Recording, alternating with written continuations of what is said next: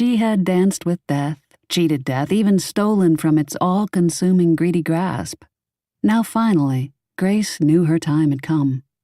She was death. Why else the paralysis of her limbs, the eerie, disconnected feeling, as if she floated outside her body?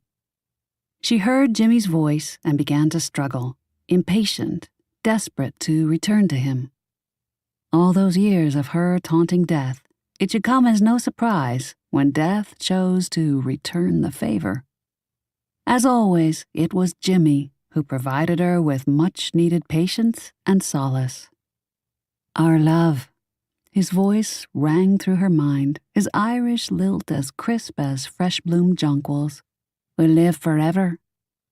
He had used those same words in both English and Gaelic when he toasted her on the night they became engaged, drinking Guinness from champagne flutes, their glasses meeting with a sparkling chime. Promise? Grace had asked, reaching her hand with its new shimmering emerald engagement ring to wipe foam from his lip. Promise. Our love's too strong to die. Yep, Santa's workshop. Everyone knew about the toy stores. Getting sent to work at one of them was sort of like being sent to prison, but with worse food. Okay, maybe it wasn't that bad, but you had to deal with humans. There was zero chance for advancement, and you had to deal with humans and their children. Lots and lots of their children. I'm not always such a people person. Did I mention that?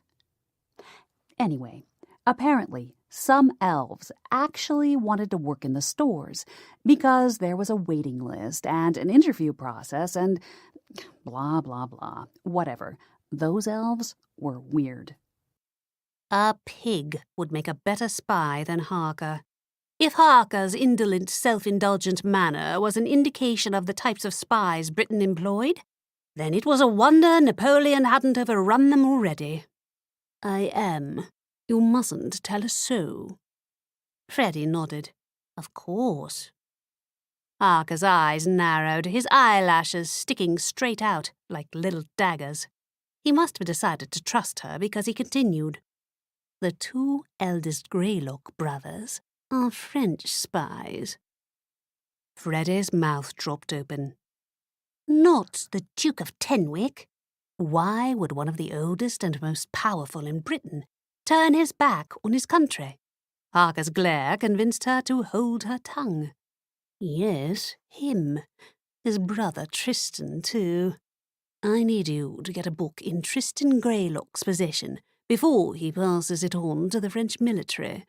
The book is coded with Britain's strategy for winning the war with France. Do you like it? Annie asked nervously.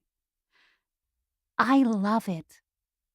Annie let out a breath. Do you want some hot chocolate with marshmallows? Taylor nodded, crawling over the mattress and reaching for a large webbed circle with feathers hanging from it. What's this? It's a Dreamcatcher, Annie explained. It's supposed to catch bad dreams before they find you. Taylor played with the blue feathers dangling from the strings. Do you have one too? No, Annie shook her head.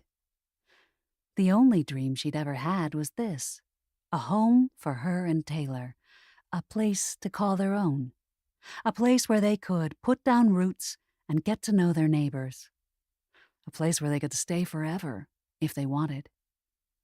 She didn't need a dream catcher to remind her she'd waited her entire life for this.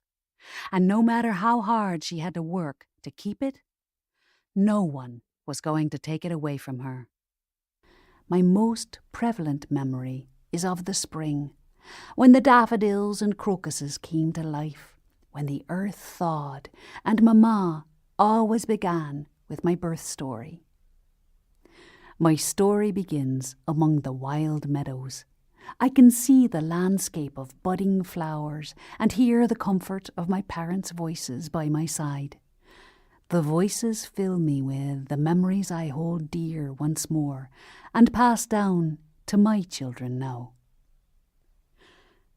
I was birthed just as the violet crocuses nudged their dainty goblet-shaped heads through the thawing soil, announcing, with their arrival, spring.